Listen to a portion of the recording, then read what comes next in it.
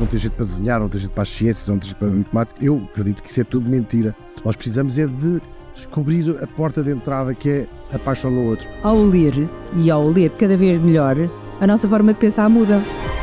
Há uma linha de pensamento que diz: se uma criança não gosta de ler, aquilo que tu tens que fazer para que ela goste de ler é obrigá-la a ler. Mas não pode ser obrigado, tem que ser seduzido e tem que se deixar que a criança queira ou não queira e esperar que ela queira. Espero que a escola hoje seja um bocadinho diferente, mas era uma escola que ainda tentava muito formatar as pessoas. Se para ler bem é preciso ler muito, quem tem dificuldade vai rejeitar a leitura. Então como é que vai superar? Quando se cresce a ler tem uma diferença muito grande em relação a outras formas, quer conhecimento, quer entretenimento, que é tudo ali, é a nossa imaginação, fica ao cargo da nossa imaginação. Eu tenho esta idade, tenho 75. Será que uma pessoa com 75 anos pode falar do seu desenvolvimento? Pode. Eu sinto que este trabalho me desenvolve permanentemente. Olá, o meu nome é Rodrigo Castro e dou-te as boas-vindas a mais um episódio do podcast Educa-te. Se esta é a primeira vez que estás a ver um episódio do podcast Educa-te, umas boas-vindas ainda mais especiais. Hoje o episódio foi a conversa que eu tive foi com o Hugo van der Ding e com a Isabela Alçada. Isabela Alçada, talvez possas ainda não saber quem é, mas se tens mais ou menos a minha idade, garantidamente sabes quem é a Isabela Alçada, de outra maneira, que é escritora dos livros de uma aventura, foi também Ministra da Educação entre os anos 2009 e 2011 e é uma figura muito importante que teve inclusivamente a trabalhar com o governo do ex-presidente Marcelo Rebelo de Sousa em tudo o que sejam temáticas na área da educação. Hugo van der Ding dispensa apresentações, artista multifacetado, humorista, escritor, cartunista, guionista, também tem um podcast chamado Vamos Todos Morrer e outro chamado Vamos Viajar na Maionese. E foi muito interessante ter a perspectiva de duas pessoas que vêm de meios muito diferentes, com uma ligação especial, que eu não te vou já dizer qual é no caso do Hugo, mas que permitem trazer uma perspectiva, apesar de contextos muito diferentes, de muita proximidade por causa da questão do meio artístico e da escrita. E por isso foi uma conversa muito interessante que estou muito entusiasmado para que tu ouças. O episódio de hoje tem o apoio da Fundação Pedro Queiroz Pereira, a quem agradecemos muito a participação enquanto nosso patrocinador e a dar este apoio para que estas conversas possam acontecer. A Fundação Pedro Queiroz Pereira tem feito um trabalho extraordinário em apoiar iniciativas que promovem um melhor futuro da educação em Portugal e estamos muito gratos por tê-los como parceiros a apoiar este episódio e o podcast Educa-te. Este episódio é gravado no Tumo, a quem agradecemos também o espaço para podermos ter esta conversa. O podcast Educa-te é desenvolvido em parceria com a Renascença e estamos muito felizes por estar nesta relação com a Renascença porque tem muitos conteúdos interessantes e ficamos muito felizes de poder trazer estes temas de educação também a mais pessoas. E já sabes, para que o possamos continuar a fazer, faço-te apenas um pedido, que é deixar um clique no botão de subscrever, seja onde quer que tu estejas a ouvir ou a ver este podcast, seja no Spotify, no YouTube ou em qualquer outra plataforma. E por isso, notas dadas, estamos prontos para aquilo que importa, vamos falar sobre educação. Espero que gostes deste episódio.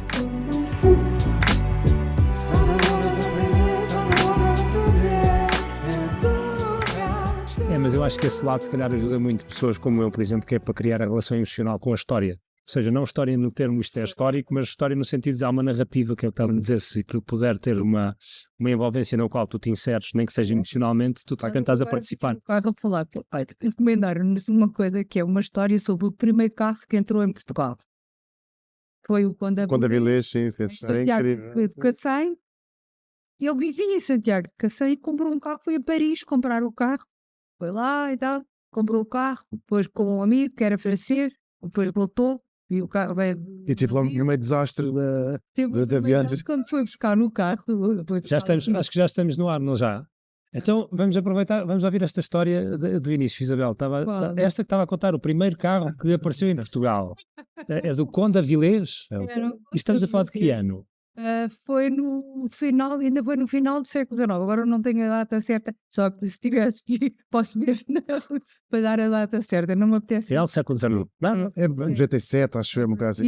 E ele foi a Paris, foi no Sud Express e foi com um amigo francês e depois o carro veio para Lisboa e o mais curioso é que ele, quando chegou a Lisboa, ninguém o sabia pôr a trabalhar, porque puseram gasóleo, não, fizeram petróleo pensavam que o carro trabalhava a petróleo, na verdade era a gasolina. E foi um senhor que trabalhava com máquinas industriais que disse, não, este motor parece-me que é com gasolina. Fizeram gasolina e o carro andou. Depois ele foi numa barcaça, o carro foi numa barcaça para o lado do Tejo, para chegar a Santiago de Cacém. Mas quando ia em Palmela, ele ainda não ia assim com muita facilidade em guiar, quando a Vilês tinha aprendido um bocadinho, vai para uma ribanceira e mata um burro. Que é o primeiro desastre. É o primeiro desastre. Exato, que era o primeiro tipo também apanhado a conduzir sem carta, provavelmente. Ainda não havia carta. Não havia carros, não havia carta. Ana Magalhães, hoje já escrevemos também uma história em que está a fotografia da primeira carta que foi emitida em Portugal, que por acaso era de um bisavô de um rapaz que foi meu colega no liceu. Portanto, eu perguntei-lhe, ele tinha ainda a carta do bisavô e não sei o que lá, me disse para localizar, etc. E então, eu estava a dizer do burro, o que acontece é que o conde pagou o burro, mas o dono do burro queria muito mais do que o burro valia, então chamaram um veterinário para fazer A avaliação do burro. E ele ficou de um dia para o outro. É muito engraçado. E a história foi-nos encomendada a Ana Magalhães e a mim pela Câmara Municipal de Santiago do Cacém. E agora vinha no cozinha para cá, vinhamos a falar precisamente sobre o lançamento que vai ser em outubro. Sim. É engraçado, não é? Estávamos aqui a falar antes de entrarmos em on de como é que as diferentes pessoas retêm informação, neste caso sobre marcos históricos. O que tu também estavas a dizer que desde sempre, ou pelo menos tens um gosto pelas histórias e pela história. Tenho mesmo. Bem, é uma coisa, eventualmente há coisas e paixões e talentos que se nasce geneticamente, pode-se explicar, mas muito das coisas são as paixões que nos passam das pessoas que estão à nossa volta. A família, para começar, os professores, e esta conversa que estamos aqui a ter não podia ser melhor estar a ter com a Isabela Alçada, que fez muito parte também da minha paixão pela história, porque nós estávamos aqui a lembrar, claro, eu vinha a pensar, há os nómadas digitais, não é nómadas digitais, como é que se diz? Nativos, pessoas que já nascem com as redes sociais. Isso se chama... Nativos digitais. Nativos digitais, é isso. E eu não sou uma aventura, quando eu lembro-me de ser o primeiro livro de uma aventura. Em que ano foi, Isabel? Há 40 anos, penso eu. Foi 82. 82. 82. Eu tenho 34, ou seja, eu nasci em 91. Eu não me lembro de existir na minha infância sem... Pois é isso, eu não. Eu lembro-me de ser o primeiro, uma aventura na cidade, e de ser assim uma coisa... Eu já lia, e lia que havia mais ou menos o mesmo género, ou pelo menos para as mesmas idades, eram coisas de Enid Blyton que eu tinha escrito há, não sei, 13. Claro, e eu também li, adorava os livros dos 5, e de repente chegar uma coisa que tinha mais a ver connosco, de facto, era... Para mim, uma aventura na cidade é Lisboa, onde eu vivia, aquilo era tudo incrível. Mas para além desta, marcou-me tanto como uma aventura, uma coisa chamada Viagens no Tempo, que era fantástico, que era a história contada de uma maneira que é o que me apaixona até hoje, que é perceber como é que eram as casas das pessoas, onde é que as pessoas iam, onde é que as pessoas faziam. E eu lembro do terremoto de Lisboa, era assim uma coisa incrível. Nós estávamos precisamente a saber o que é que aconteceu no terremoto, mas tentando ir ao encontro das pessoas que teriam vivido na época e sofrido o terremoto. Há muitas descrições, há descrições fabulosas do terremoto, porque, ao contrário do que às vezes julga, houve um maremoto, um tsunami no Tejo, mas houve barcos que não afundaram e, portanto... Que viram tudo, não é? Claro. E há relatos desses barcos. Há pessoas que sobreviveram e que fizeram... O Jacome Raton tem umas... O Jacome Raton, que entra na nossa história, que é uma das personagens da nossa história, vivia onde é agora o Tribunal Constitucional, é o Tribunal Constitucional, e o Palácio Raton, precisamente, e os pais dele eram comerciantes de chapéus e não sei o quê, e ele no dia do terremoto foi para o telhado. E porquê? Porque andava lá à procura de uns papéis para vender, etc, uma coisa assim desse. E os pais tinham ido à missa, porque era dia 1 de novembro, dia todos os santos, e ele não tinha ido à missa, e quando senta a casa a abalar, ele estava no sótão, e em vez de vir pela escada, ele vai para cima do telhado na esperança de que a casa não lhe caísse em cima. E então do telhado ele vê tudo o que se está a passar à volta e descreve depois nas memórias depois vai para a rua, vai. E a Ana e eu gostamos sempre de histórias que acabem bem, ou pelo menos que na peripécia acabe bem. Ele vai para a rua desvairado a pensar que tinha perdido os pais, e depois vê as brechas a abrir, os fundos de enxofre a sair do chão, etc. As pessoas numa aflição tremenda, e de repente vê os pais que andavam à procura dele com a mesma aflição que ele andava à procura. E é factual. É verdade. Sim. No diário, portanto, nós entramos nessa história pela mão do Ratinho e pela mão de outros, e depois andámos a ver Lisboa antes e depois. As zonas de Lisboa é tão diferente o que se fez depois na mesma Baixa, que passou a ser muito mais organizada, mas ainda há uma zona da Baixa, junto ao Castelo de São Jorge, que ainda é pré-terremoto, porque aí o castelo não caiu, não é? Embora se pensasse que iria cair, até houve quem tirasse, aquilo era a Torre do Tombo, os documentos, são os documentos essenciais da história de Portugal, andaram a ser retirados com medo que aquilo ardesse, não ardeu, nem se perdeu. Muitos estão na Torre do Tombo atual, que se chama também Torre do Tombo, e pronto, e andámos as duas a ver, entusiasmadíssimas, e depois lemos muitas coisas do olicipógrafos, portanto... Que é isso? Eu não conheço essa palavra. Olicipógrafo.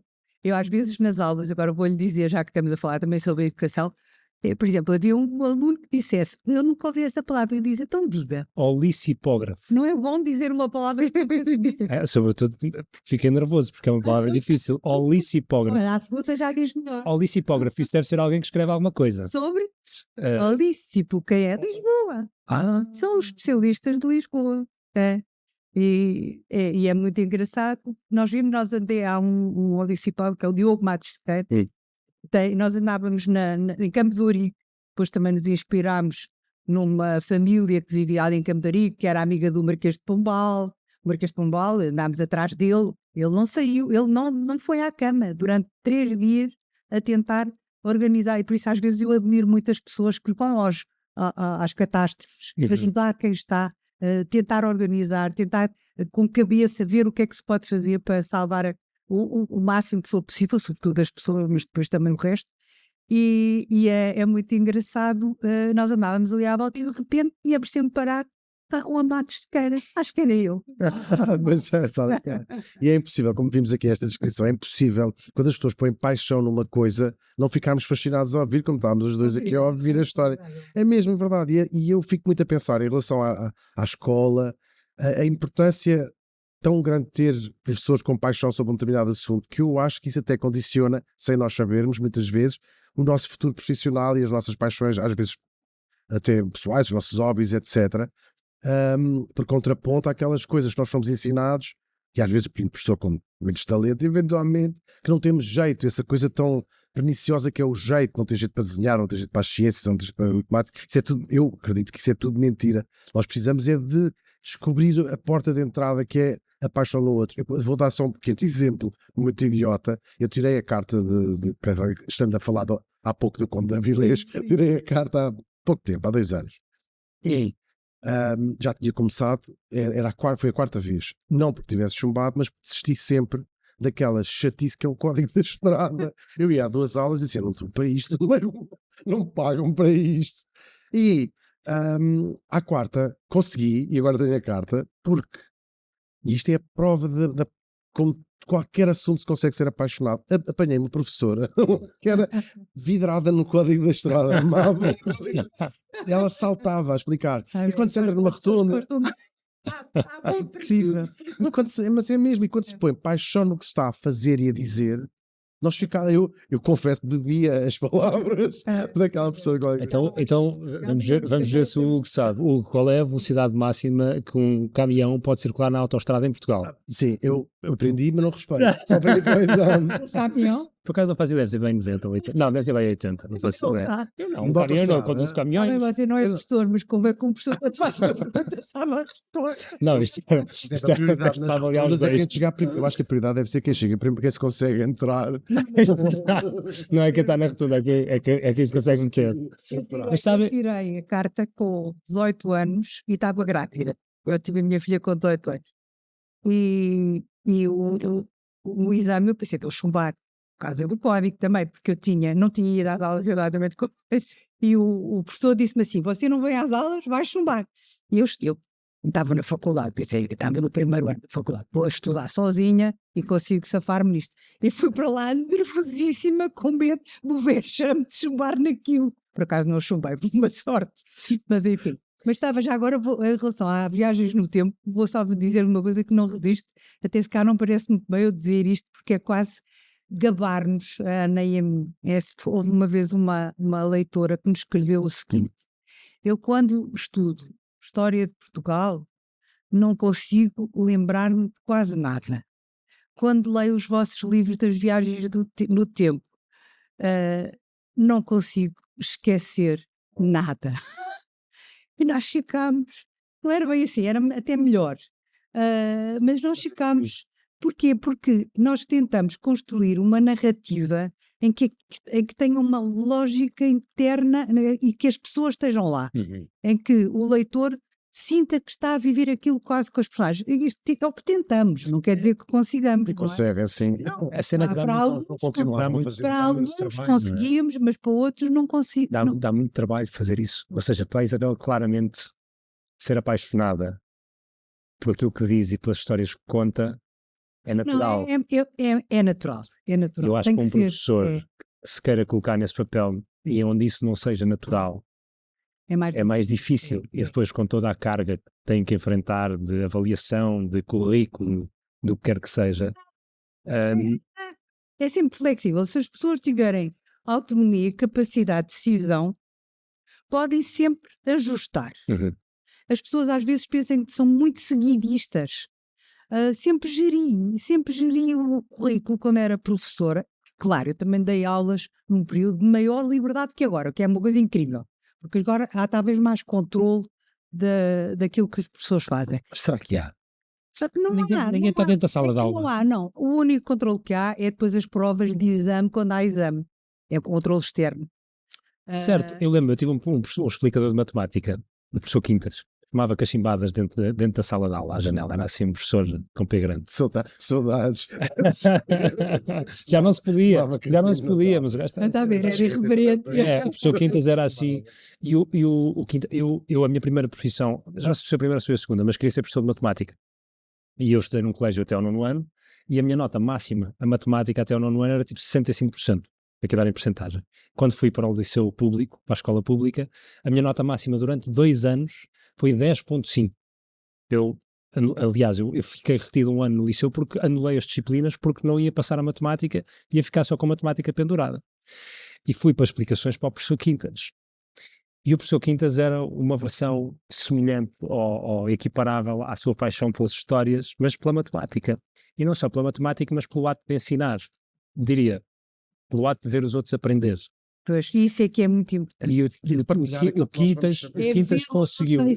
Eu acabei o liceu com 19 a matemática. A ver? Com 19 a matemática, porque errei uma escolha múltipla. E o Quintas preparou-me para o exame, para eu ter 20 no exame. Tudo o resto, ele ensinava a partir, lá está, daquilo que me tocava e da forma que me tocava, mesmo sendo matemático. Porque isto é pôr a ciência a funcionar. Nós sabemos, a nossa memória guarda sensações, emoções. Nós, se tivermos um número, o PIN do cartão, não sei de quê, nós não guardamos o número 775, mas nós pensámos, 77 foi o ano em que nasci, que fiz não sei o quê, 50 e tal é a idade não sei de quem.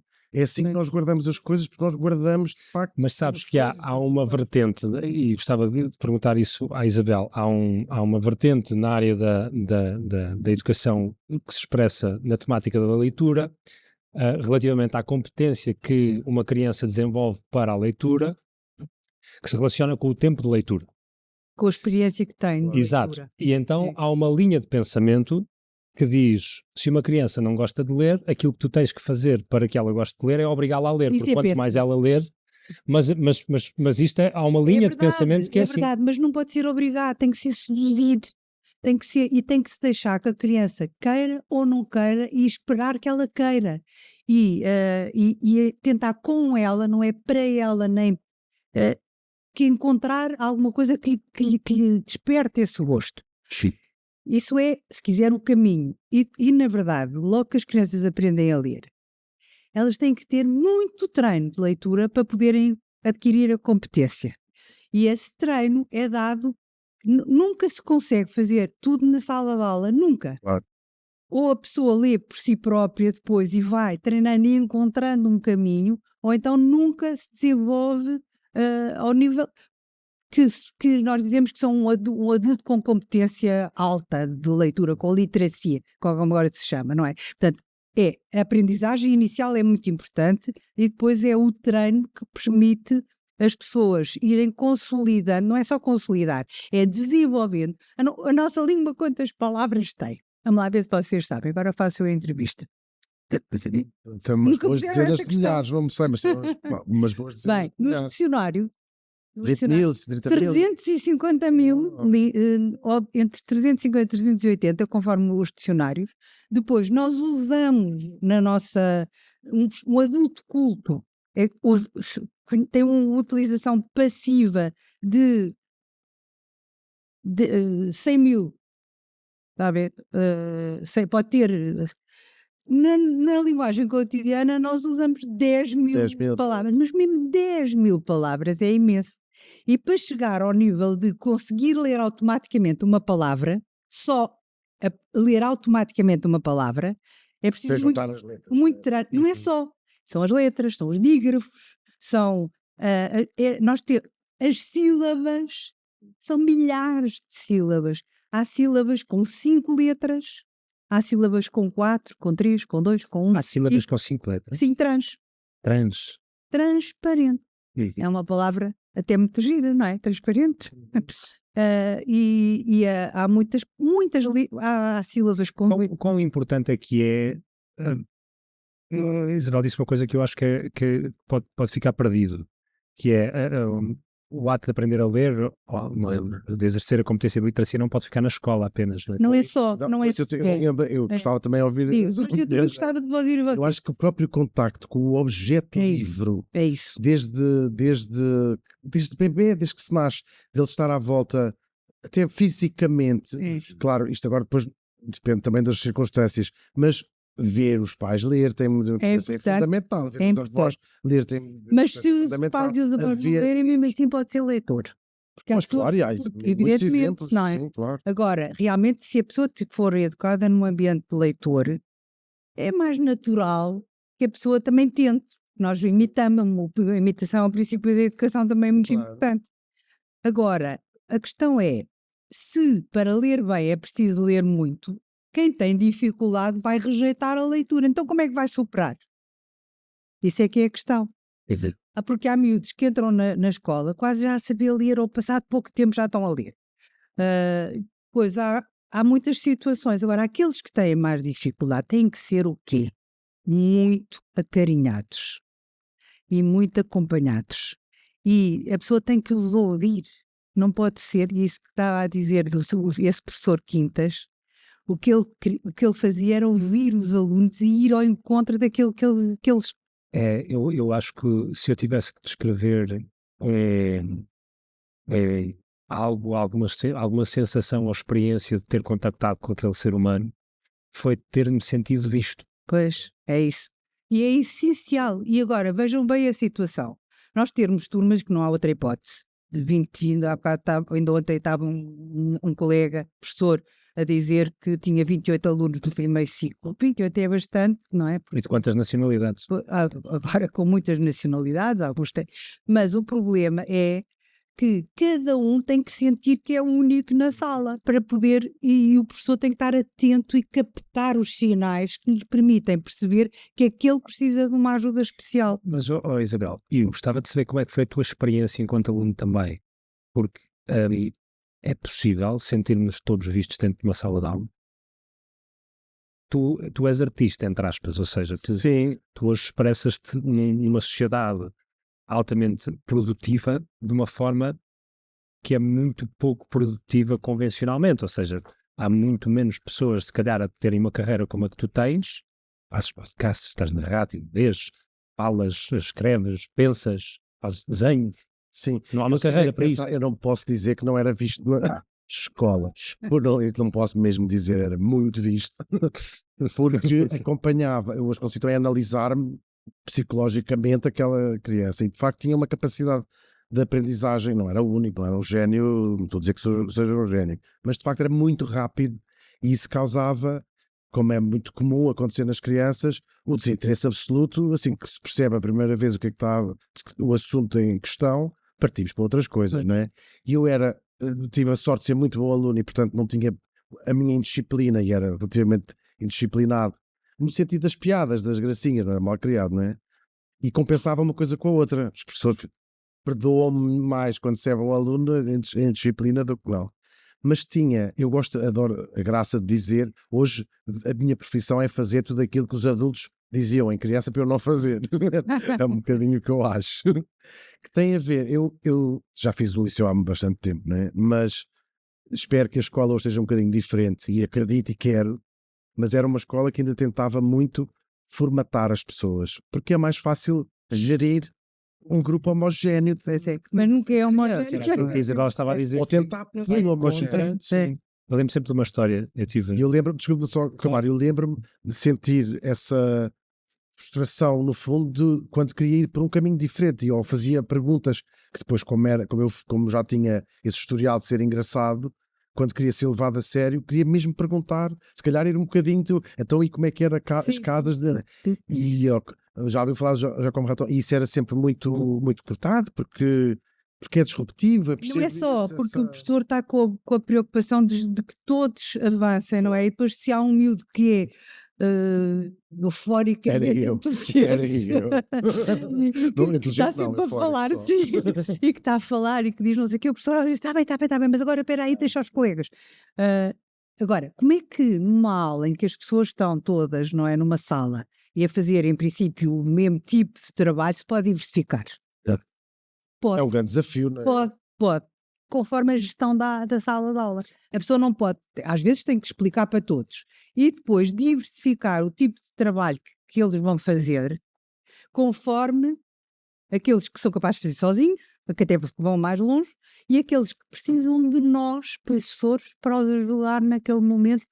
Isso é muito difícil exigir a um professor que, sei lá, imaginem um caso de um miúdo que ainda hoje comecei a ler um livro e que estava a dizer, era uma estatística dos Estados Unidos, que dizia que 1 em cada 4 americanos viu a mãe, ou 1 em cada 5 viu a mãe a levar algum tipo de agressão física.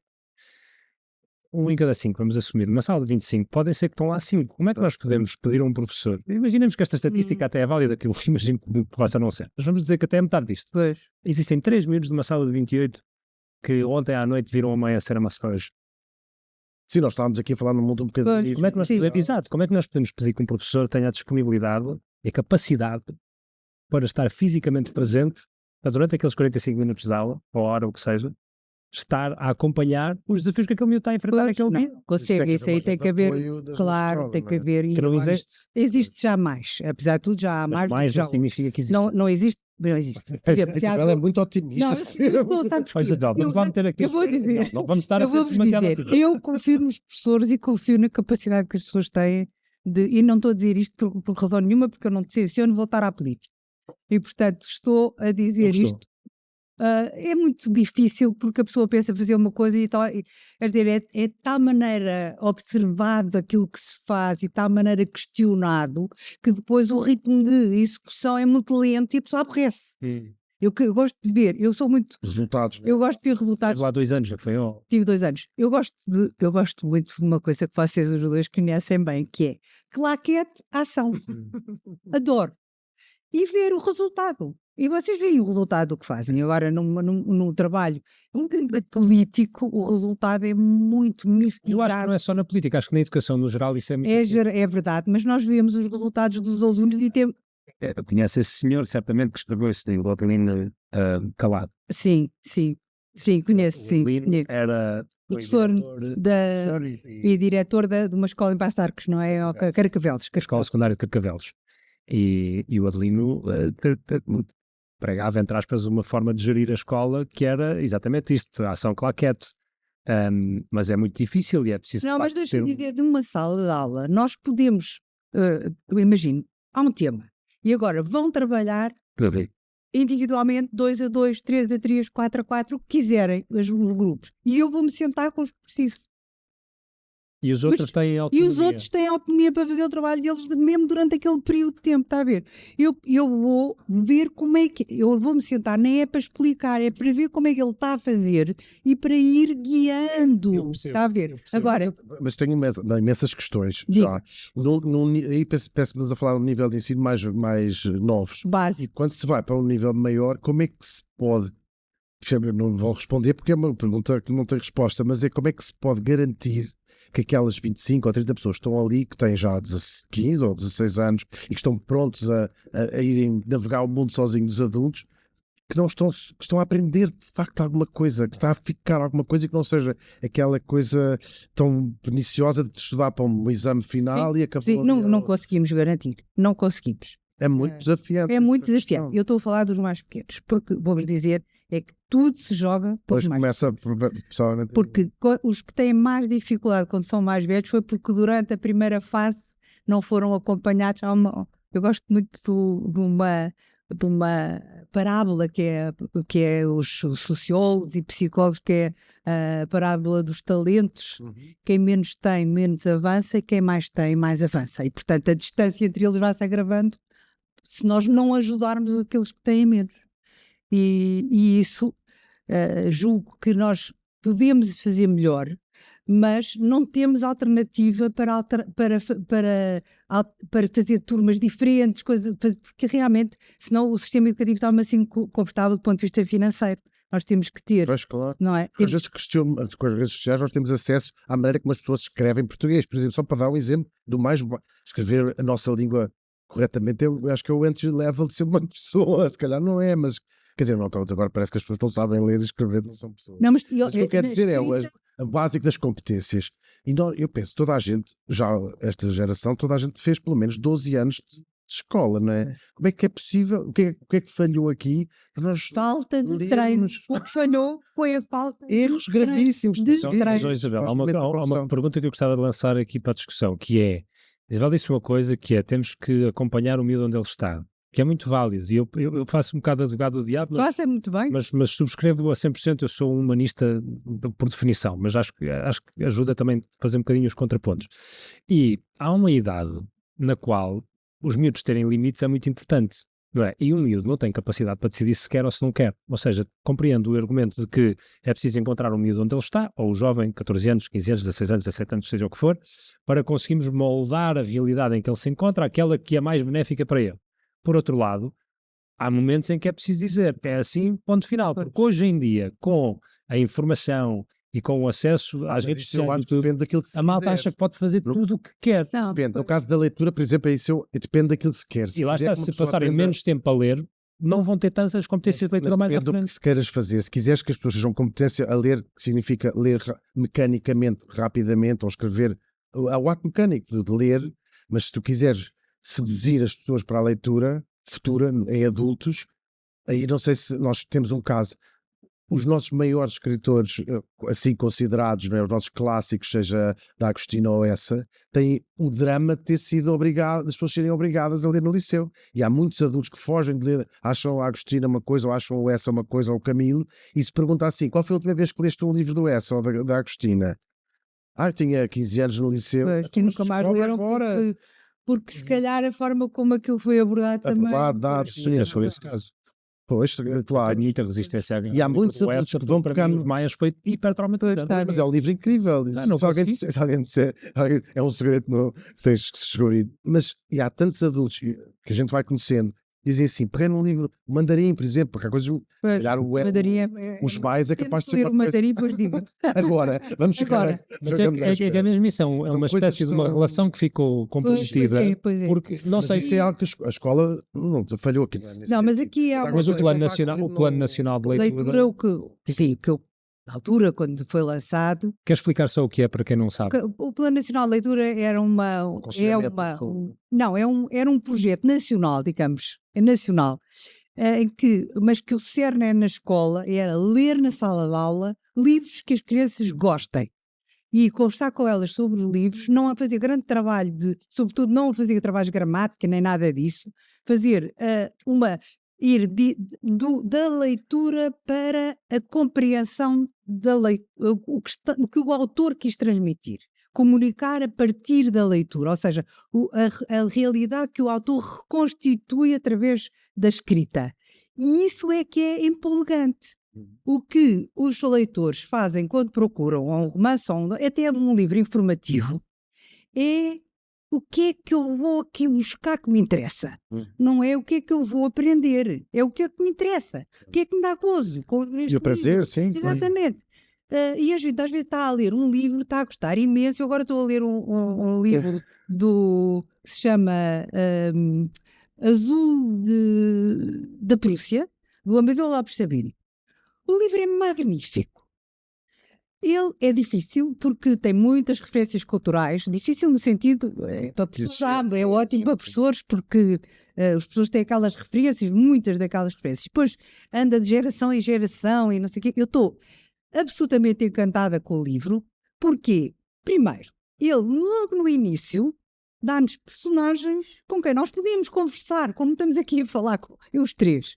É mesmo, nós conhecemos aquela gente, depois faz referências a outras personagens que são que entram também na história, mas são até de outras gerações, que nós já cheirámos aquelas pessoas por alguma razão. São pessoas que nós já sabemos que existiram. Ele realmente constrói a personagem, mas constrói a personagem de maneira que o leitor sente que tem uma ligação com aquela personagem e quer saber o destino daquela gente. E, portanto, eu estou a ler aquilo e ele passa-se aqui a Lisboa, em Cascais, no Porto, em Berlim, depois na época da Segunda Guerra, com os nazis, e, em Berlim, e depois o Muro de Berlim, a separação. É assim, é complexo no sentido em que ele consegue juntar isto tudo. E vocês dizem-me, porquê é que está tão entusiasmado ali? O que eu mais me entusiasmo é que eu convivo com aquelas personagens e está-me a dar imenso prazer. E quando vou deitar, eu não gosto muito de dormir, tenho a dizer, vou para a cama, aborrece-me, tinha tanta coisa para fazer e agora tenho que ir descansar, mas vou com a ideia, tenho aqui este livro que me vai ajudar a entrar no sono, porque eu só o largo quando já não aguentar mais. Eu acho que para mim houve duas ilações que me ajudaram muito a mudar as relações que eu tenho com os livros relacionadas com esse disco, que é dá para ler vários livros ao mesmo tempo. Eu não sei se partilham esta opinião. Não, eu leio um livro que é um livro que eu ando a ler, só um, que é aquele livro que preenche-me. Neste momento é este que eu falo. Mas às vezes o livro é uma treta. Ao mesmo tempo. Mas eu depois leio outros mas é que isto liga para trabalho. E sim, para trabalho tenho muitos outros, está a ver? Mas ao livro que eu estou a ler, por gozo. Sim, é o livro principal. Tudo bem. Tem um principal, mas permite a entrada de outros, não é? Depois leio outros. Exatamente. Nós agora escrevemos um livro sobre como é Pisco, que foi o primeiro embaixador de Portugal na China. Tenho lido imensas coisas sobre aquela época. De historiadores, tivemos uma ajuda preciosa do Rui Loureiro, que tem um livro magnífico sobre a presença dos portugueses na China. Conhece o fidalgos, soldados e mandarins, parece-me que é assim um nome maravilhoso, publicado pela Fundação Oriente. É um livro magnífico que faz uma reconstituição do que é que foi o que eram as viagens, o que era a chegada dos portugueses àqueles portos, o que era a relação dos portugueses com pessoas que nunca tinham visto, mas toda essa ligação que nós tivemos e digo-vos, é muito desconhecida, é muito desconhecida. Empolgante, absolutamente empolgante. E aquilo ele é muito minucioso, portanto o que diz, é um grande historiador, o que diz porque tem fontes que comprovam. E isso, eu senti-me andar nos navios, está a ver, por ali, eu nunca fui a Malaca, tenho pena, eu gostava de ir a Malaca, fui a Macau, fui a Timor, fui a vários sítios, nunca fui a Ternate, onde o Camões também teve, não é? Mas gostava de ir também, mas nunca fui. Mas senti-me desembarcar em Malaca e senti-me com o Afonso de Albuquerque a ir falar com os chineses que lá estavam nos navios, está a ver?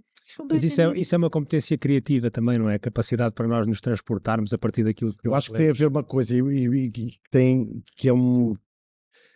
Eu acho que vai ter resultados piores no futuro.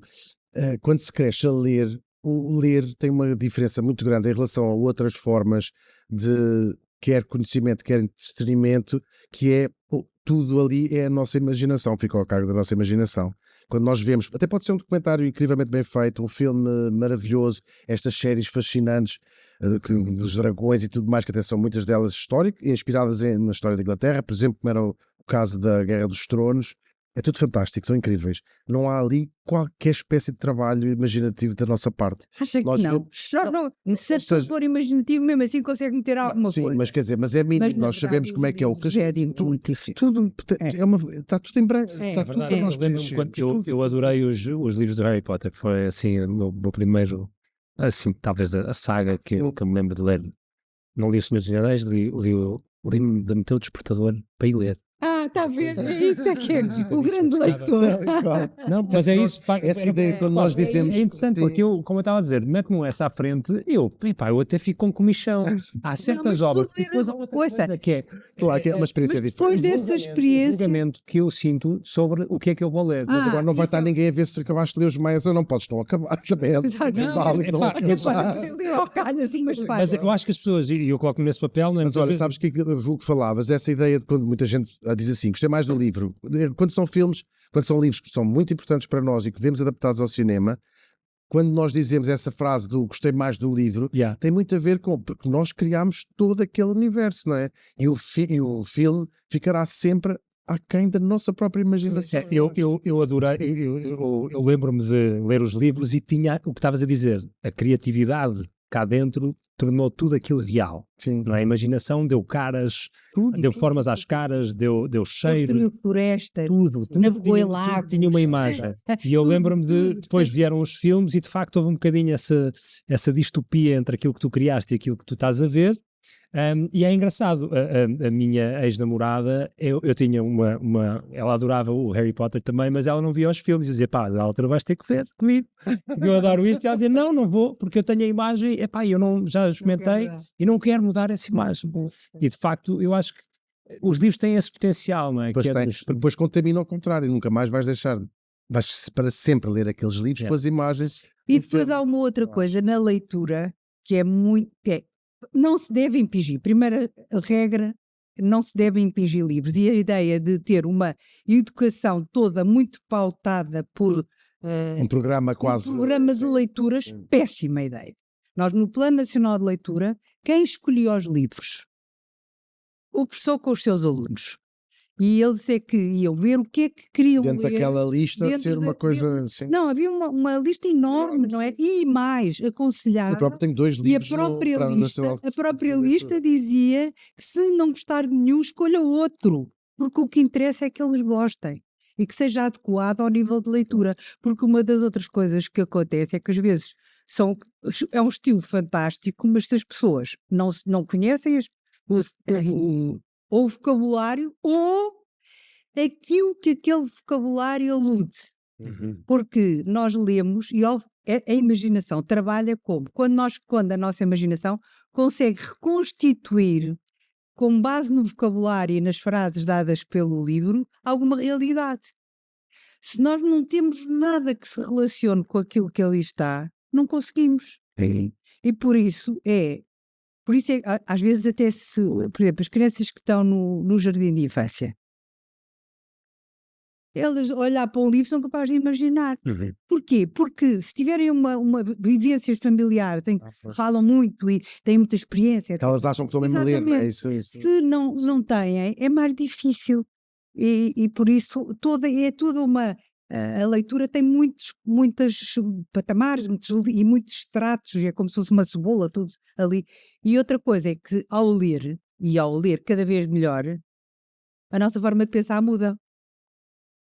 E conseguimos de usar o cérebro de uma forma muito mais eficiente. Não é só imaginação.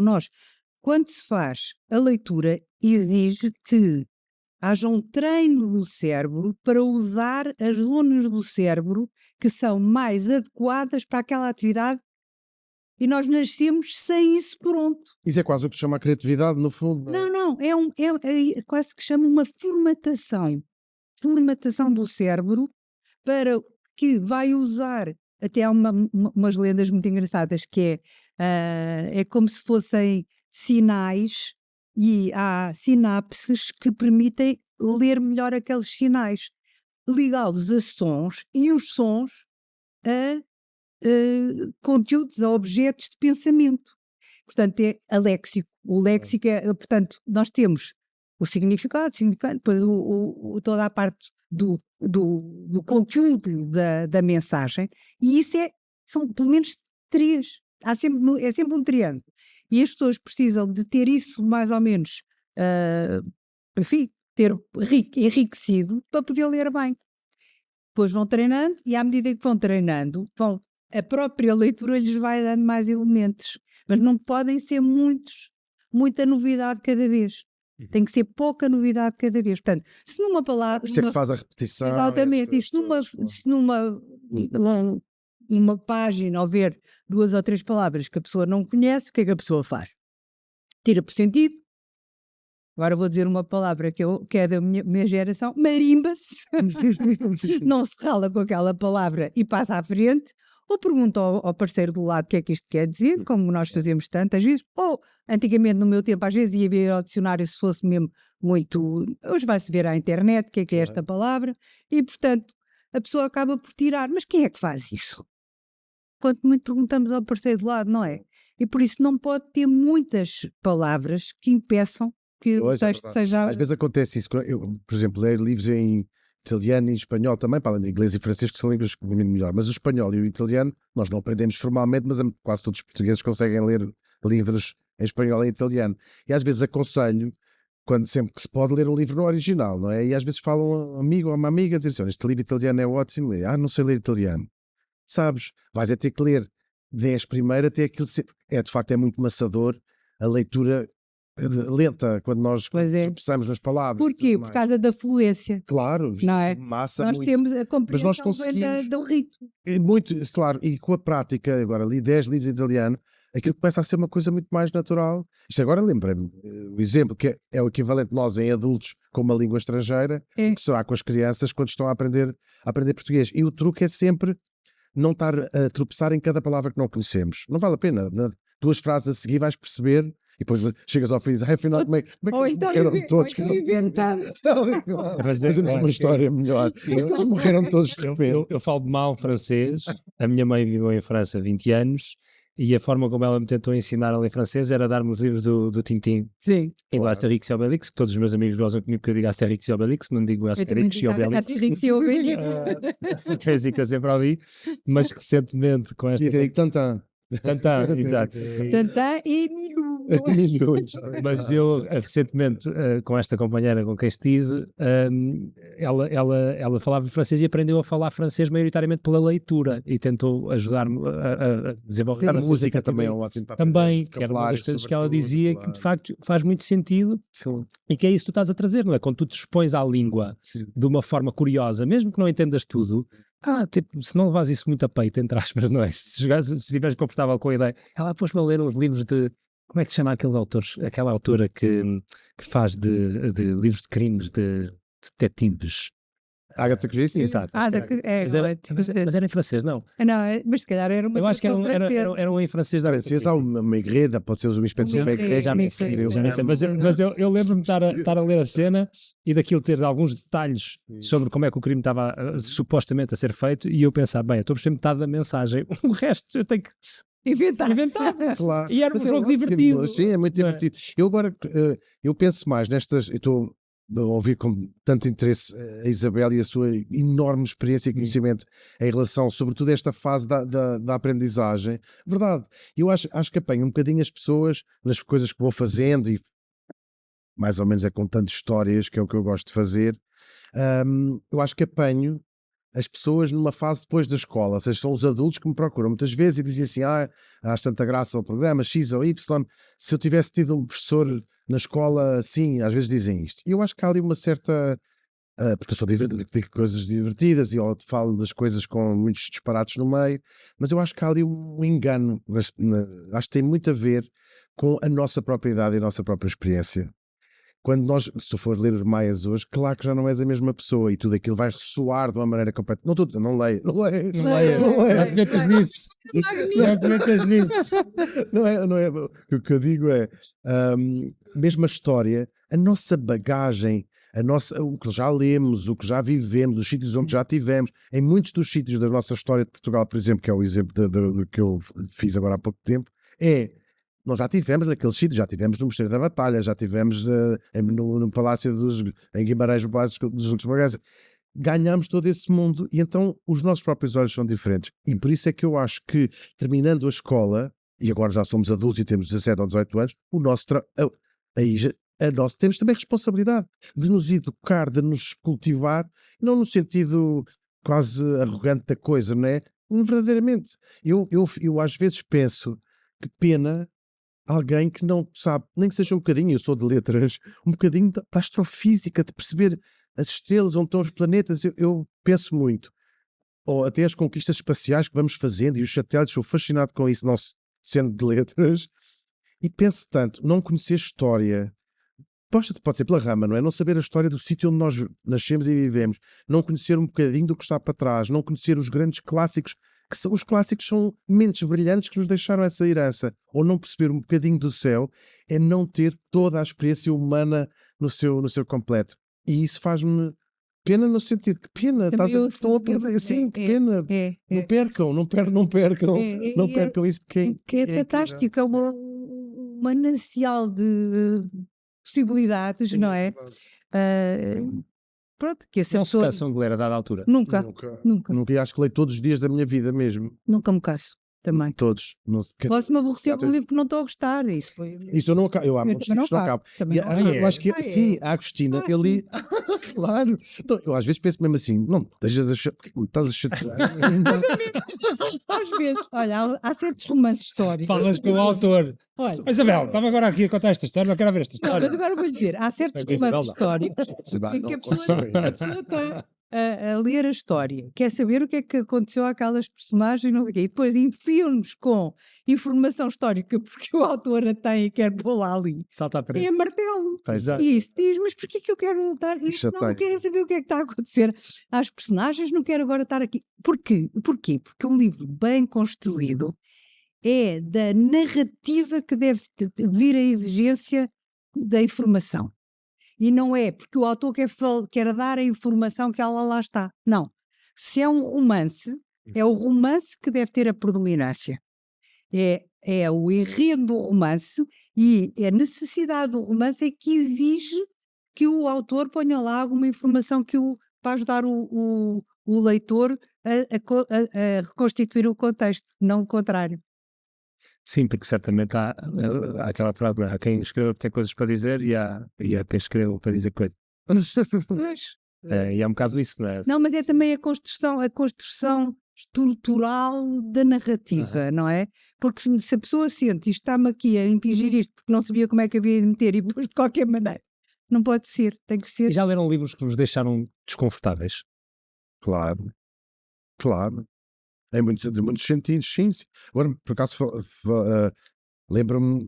Quer exemplos? Desconfortáveis, sim, que tratam realidades que são desconfortáveis. Sim, claro. Mas muito interessantes. Fascinantes. Agora lembrei-me do Afeganistão, os Mil Sóis Esplêndidos, por exemplo. Eu estou-me a lembrar do. Que é de relatos ou romance? É um romance, sim, é um romance. É uma história tristíssima de uma mulher afegã. Não quero fazer um spoiler, a vida dela não foi fácil e é muito, muito incómodo. Incómodo no tudo o que seja esse sofrimento humano partilhado no sítio onde nós estamos é-nos altamente incómodo e nós aqui do sítio do lado do mundo onde corre tudo mais ou menos bem, de vez em quando a gasolina. Agora nós estamos a viver um período. Bem, estamos já há bastante tempo, mas há uma guerra em curso, ou 2 ou 3, e nós ficamos muito preocupados que a gasolina aumentou 50 cêntimos, como se isso fosse Depois com as vidas das isso é missing the point, isso não é um problema. Claro, é terrível. Mas, portanto, deste lado do mundo, essas coisas também nos deixam desconfortáveis, não é? Ler um livro sobre certas realidades noutras partes do mundo. Eu acho que nós na vida vamos nos especializando em que tipo de literatura gostamos, porque não há tempo para ler os livros todos. E sou muito fascinado com a literatura asiática no seu grande conjunto de países. Gosto muito de descobrir gente mais nova. Quando viajo, por exemplo, a qualquer país onde domino a língua, não é espanhol, ou francês, ou inglês, vou sempre procurar, vejo os anos dos autores, e quando nasceram em 2000, por aí, que são pessoas que têm agora 26, 25 anos, quero conhecer o que é que as pessoas mais novas andam a escrever. Eu adoro saber isso. Até 80. Já não me leio a mim próprio. Vocês leem, como é que é o processo de escrita? Uma coisa que eu queria perguntar. Eu ia lhe perguntar sobre isso. Primeiro, como é que se escreve a meias? Segundo, tantas ideias. Ou seja, uma aventura nunca muda, mas depois o que tem em baixo muda sempre. Vocês quantos livros fizeram? Da aventura publicámos agora o 69º. É que isso é muitas, ou seja, aquilo a dada altura podia-se misturar tudo. Podia já não haver muita mais coisa para dizer. Lá sempre, sabe o quê? Nós fazemos assim, o que é que vamos fazer? Como é que é o processo criativo de escrever a meia?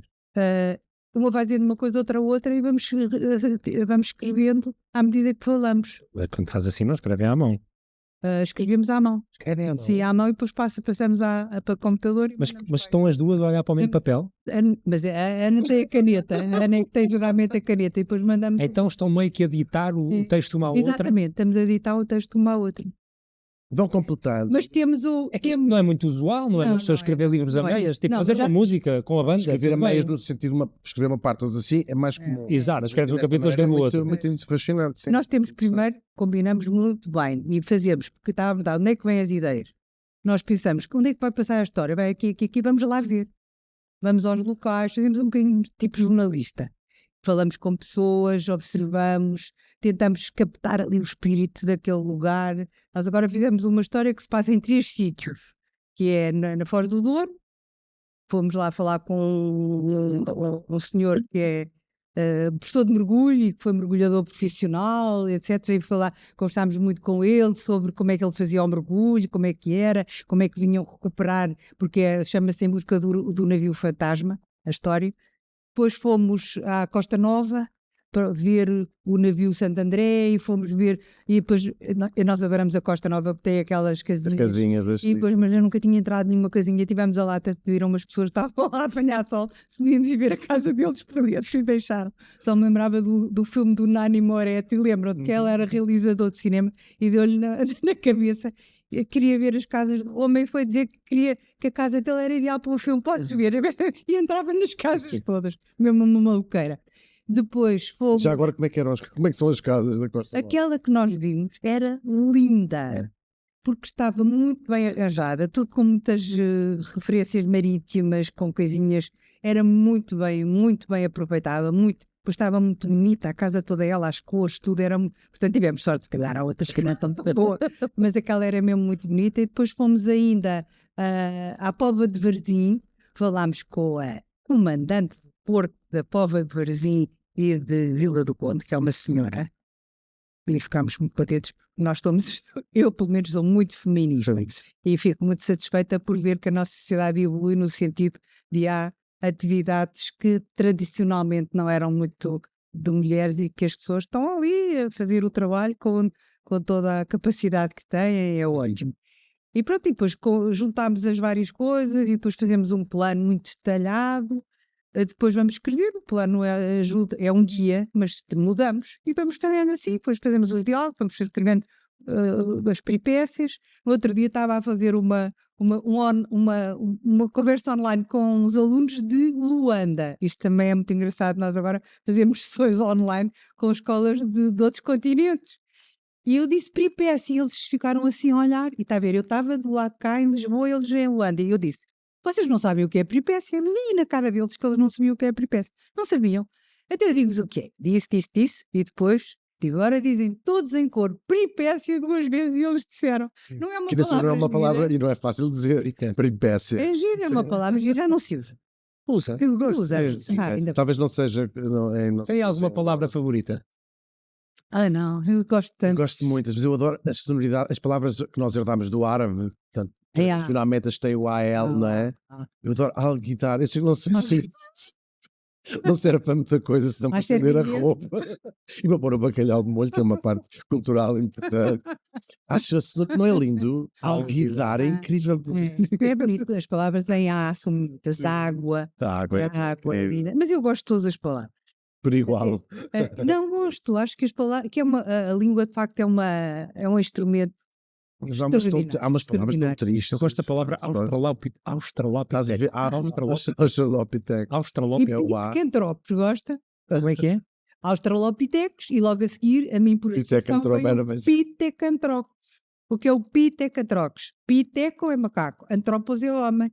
É na transição do macaco para o homem nessa evolução Quem da usava espécie. muito é o Capitão Haddock, usava muito esta palavra para insultar Pitecantropo. pessoas. Sim. Vocês se lembram, ele usava um léxico cheio de palavrões que no fundo não eram propriamente poderiam ser, palavrões.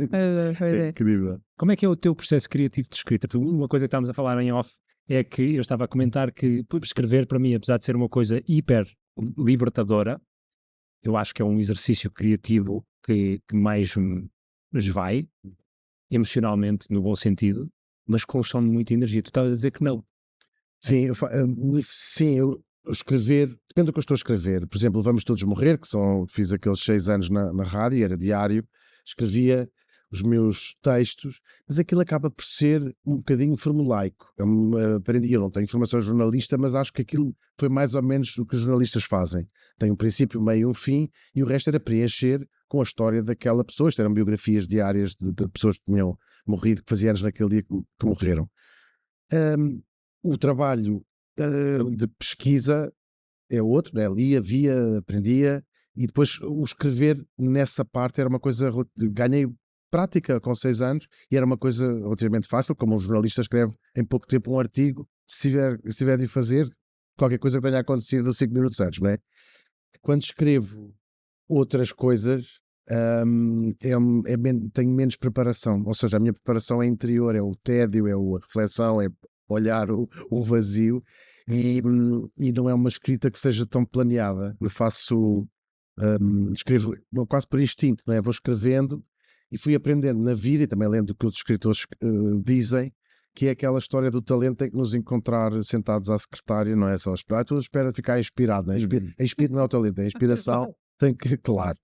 E então tive que aceitar esta coisa que é um bocadinho dura, que é a escrita de um livro vai ter 2 ou 3, 4, assim já é incrível, momentos de êxtase literário, quando nós sentimos aquela uma coisa que é superior às nossas forças e que aquilo começa a ser uma coisa mesmo incrível. O resto é quase palha no sentido, não é palha, mas nós queremos ir do lado A para o lado B, para o lado C, para o lado D, e há muita altura que estamos só a fazer a história desenrolar-se, seguir, não é?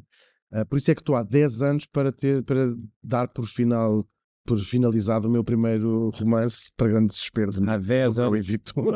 Mas há 10 anos a escrever um livro. Quer dizer, vou escrevendo livros, sobretudo com estes temas de história. O romance é uma coisa que me tem uma espécie de bloqueio de dizer agora está suficientemente bom para ser publicado. Até que eu tenho que começar a chegar à conclusão que se eu continuar à procura da perfeição na minha cabeça, isso nunca vai acontecer. O drama de ler muito, para quem escreve, é que sabemos exatamente quando as coisas estão bem feitas. Mas voltas atrás Dá para enganar nós e próprios. lês e fazes, escreve. Muito. Eu tenho dúvidas em relação, não é bem à qualidade, mas é a limar aquilo. Eu sempre acho, eu sei fazer melhor, eu sei como é que isso se faz melhor. Ainda não me soa bem, leio alto, porque ler alto ajuda também à fluência de quem vai, quando se vai ler, não é? E depois tenho outra dúvida, que isso já tem a ver com o mundo em geral, e já trato em psicoterapia, que é estar sempre a questionar a pertinência do que nós continuamos a fazer todos os dias, quando o mundo está um sítio tão certo. Isto já estamos a entrar noutra linha, mas questiono mesmo, tipo, que pertinência é que tem agora os restos de Portugal. É uma luta diária, acordar e dizer, não, isto ainda é importante e as pessoas também querem saber e querem ler. Mas ser importante e importar-nos são duas coisas diferentes. Depois aqui mais destruído. É verdade. Não, é importante isso. Mas nós podemos importar-nos com coisas que Mas não são globalmente importantes, mas que para nós têm significado e para outros também têm. É que isto é importante, mas já não é importante para mim. Pois. O que é que a Isabel ainda escreve? livros de uma aventura, já lá vão, agora falham umas contas bem. Disse 20 que é para ser. Tens 15 anos, já lá vão 15 anos. Não, 42. Nós gostamos muito de fazer essas histórias. Temos sempre com ideias para elas e, portanto, não há motivo para pararmos, não é? Portanto, é uma coisa que nos dá prazer. E, portanto, e depois Eu continuamos acho que o impacto deve ser muito importante. Agora não vamos transformar isto num elogio, já fiz 200 elogios à Isabel, nunca são poucos, porque eu sei, isso talvez não seja uma parte tão conhecida do grande público, ou se calhar até quer a Isabel, quer a Ana, depois passam o resto do tempo quando não estão a escrever, que deve ser muito pouco tempo, quando não estão a escrever porque tem uma produção gigantesca, a visitar os alunos, a ir às escolas. Nós trabalhamos praticamente todos os dias as duas, todos os dias. Isso é muito fascinante. É muito bom porque, pá, eu tenho esta idade que tenho 75, e o facto de ter isto, eu sei que tenho sempre que fazer, e isso é tão estimulante eu não digo da sobrevivência, mas até do desenvolvimento. Será que uma pessoa com 75 anos pode falar do seu desenvolvimento? Pode. Eu sinto que este trabalho me desenvolve permanentemente. E é uma coisa que enriquece e que, ainda por cima, é bom, porque os outros gostam, inspira, lê quem quer, não estamos a impingir nada, estamos a pôr-nos à disposição de quem se interessar pelo que fazemos, por isso continuaremos. Claro, nós fazemos muitos outros livros. Nós agora fizemos uma coleçãozinha de livros que só estão na internet para os miúdos que ainda só leem algumas sílabas. Histórias completas, só com algumas sílabas. Foi um desafio. Só com palavras com poucas sílabas, é isso? Sílabas, sim. E portanto, são muito ilustrados, não é? E depois com balões, e os primeiros é só balões, e os últimos são 3 para cada nível, com linguistas que nos deram as sílabas que eles aprendem em primeiro lugar no primeiro ciclo, no primeiro ano do primeiro ciclo. Isto para quê? Para quando começam a aprender a ler, que é um trabalho difícil, ter qualquer história para ler, não é? o gozo de ler uma história completa. Eu já sei ler uma história completa. Pois, porque às vezes propõe-se a ler um livro e ainda não aprende a sílabas. E portanto é para realmente Nunca tinha pensado nisso. Nunca tinha pensado nisso. Eu acho que o nosso tempo, entretanto, está a chegar ao fim, deve estar a tocar para sair, não tarda nada. Tens uma consulta racha inteira. Olha, está a tocar, as pessoas estão a mandar ir para o recreio. Há escolas onde já não toca. Exato, pois, agora não sei o que é que um toque. Por acaso, eu acho que na faculdade, pelo menos o quarto de hora académica, é das piores coisas que foi instituídas neste país, que é o hábito, está tudo bem, chegaste 15 minutos atrasado, tudo.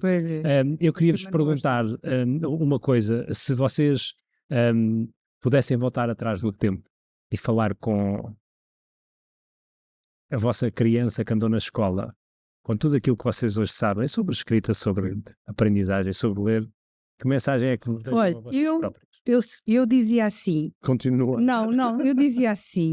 Não mudes nada, que vai aprende mais música. Eu tenho uma pena de não ter aprendido mais música. Quer dizer, tive algumas lições de piano, aquelas coisas.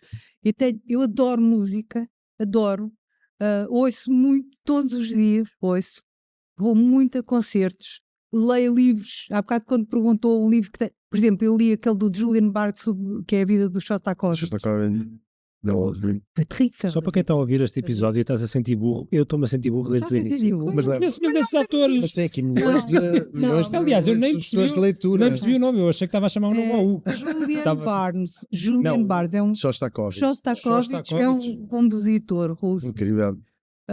Você sabe cantar a valsa?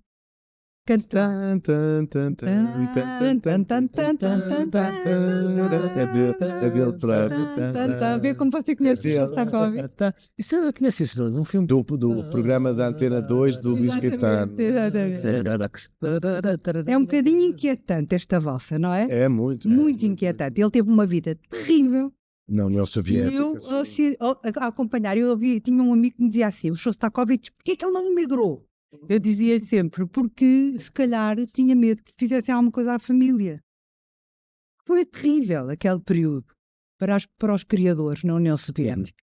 E obrigado a espartilhar-se numa determinada, um determinado esquema que não o deixavam. Bom, Esse, por exemplo. Mas houve outros livros que me custou ler porque admirava muito a pessoa e depois ver como é que ele viveu, o que é que...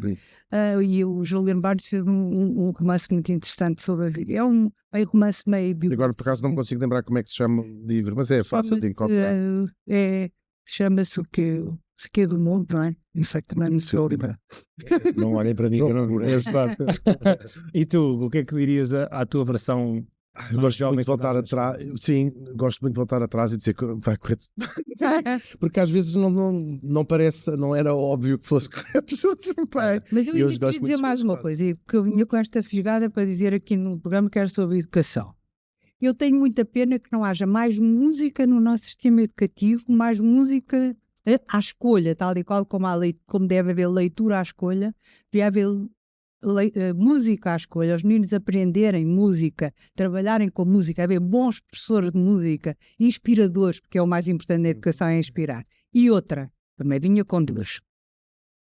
Agora aprovou-se o Orçamento de Estado, o último orçamento, que ia haver educação física no primeiro ciclo. E eu estou muito atenta a ver se realmente porque a educação física também é muito importante. As pessoas... o desenvolvimento passa por todas as dimensões do ser humano e a nossa escola ainda é muito académica, não é? Muito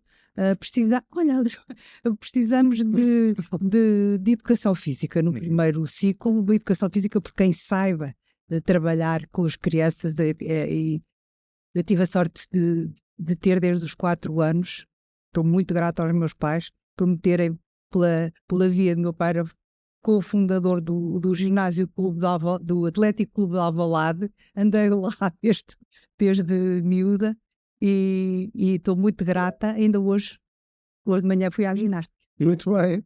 Então, já sabem, desporto, leiam, música, se quiserem bebam muita água. E ponham um casaquinho mais nas costas, já se sabe que isto à noite arrefece, são bons. E o ar-condicionado também. Isabela, obrigado. Muito divertido, obrigada.